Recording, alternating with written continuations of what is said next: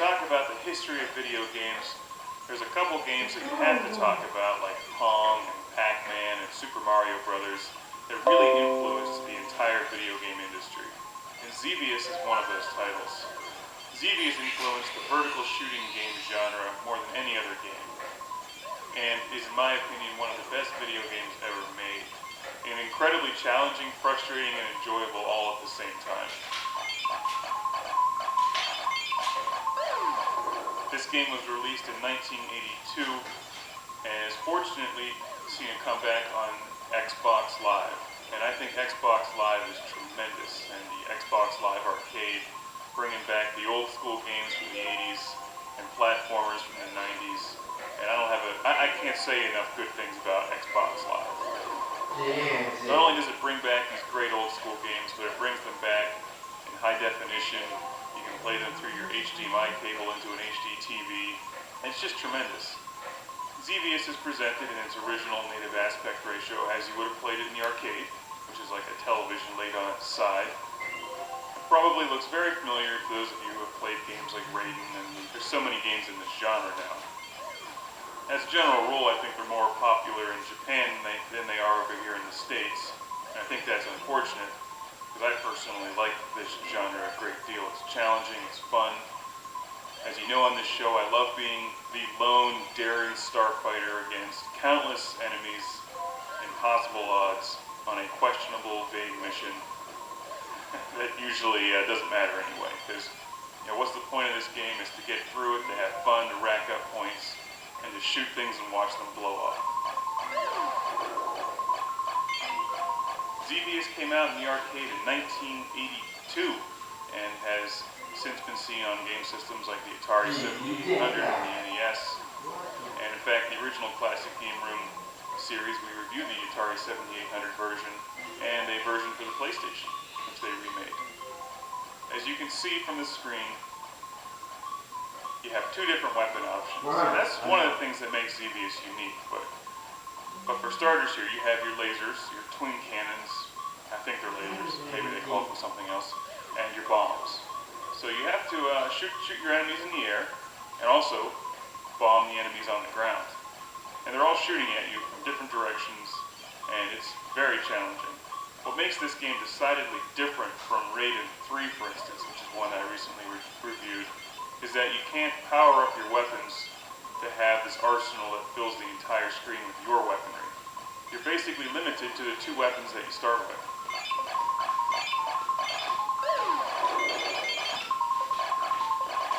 So instead of getting that massive, huge shotgun burst of red bullets that most vertical games have, or a special weapon that you can blow up and then eliminate all enemy fire when it's about to kill you, you really have to rely on some serious skill in dodging the enemy fire. Now, I generally forget the story of Xevious. You can find it online, I'm sure. But you do encounter a couple bosses as you continue on in the game. And wave after wave of enemy. The variety of enemies changes on you. And my favorite part of this game, something I've loved since I was a kid and played this on my Atari 7800, is those spinning metal plates that come at you. And at the time, those were just amazing. That kind of graphics in a video game was just unbelievable. Xevious was way ahead of its time. And you can see why it influenced this genre so much. And just these simple things like the little tank boats in the water.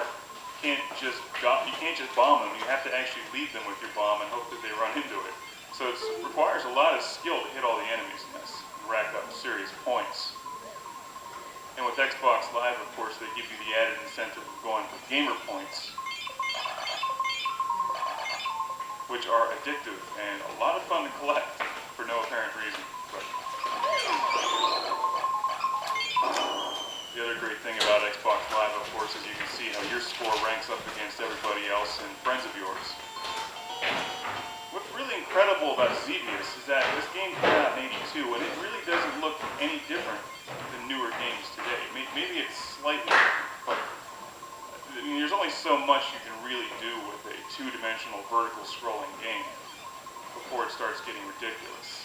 And I'm not a big fan of adding in all those three-dimensional polygons and crap floating all over the screen. I think keeping it simple like this is the way to go.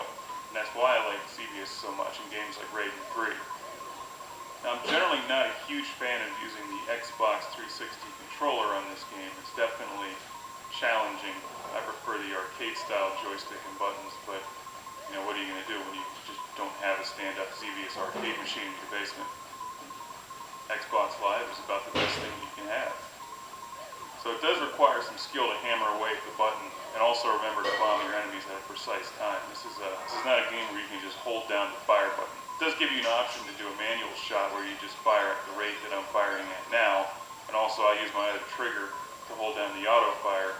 So if a wave of enemies comes at me, I hold down that trigger and it lets off a machine gun burst of shots. But you cannot just hold down a consistent auto fire for the entire game. And for whatever reason, the music, although it just repeats itself over and over again, it never gets old. And maybe that's just because Xevious is that awesome. Here are the metal plates. Just look at those. 20 years ago, that was incredible. They're tough too. You have to dodge those things. You can't blow them up, so you have to dodge them. And then the enemy fire is coming at you, and then you get caught in between the enemy fire and the spinning metal plates, and it kills you. I love to see the resurgence in arcade titles on Xbox Live. And they don't cost much on Xbox Live. A game like this is only about $5, and it really has infinite replay value.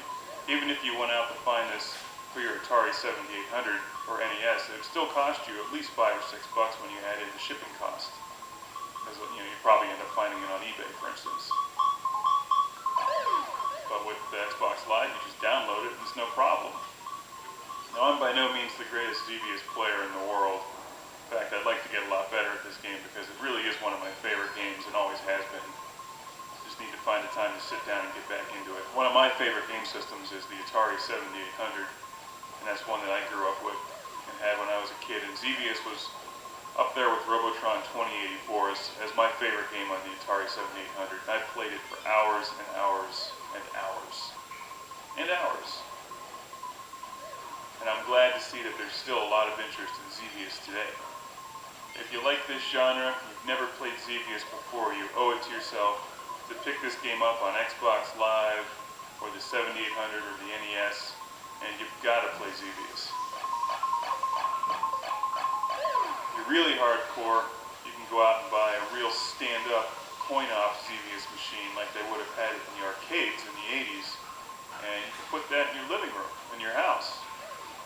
And your wife can come home and be like, "Where's all the furniture?" And you're like, "Well, I put it outside because we got a Xevious machine." And she may start to get red and get mad at you. Like, well, why do you need furniture when you have a Xevious machine? The whole point is to stand there and play Xevious. I mean, it's only common sense.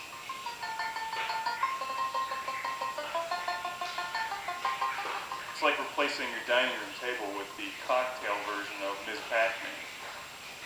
You can eat on that Ms. Pac-Man machine and play Ms. Pac-Man at the same time.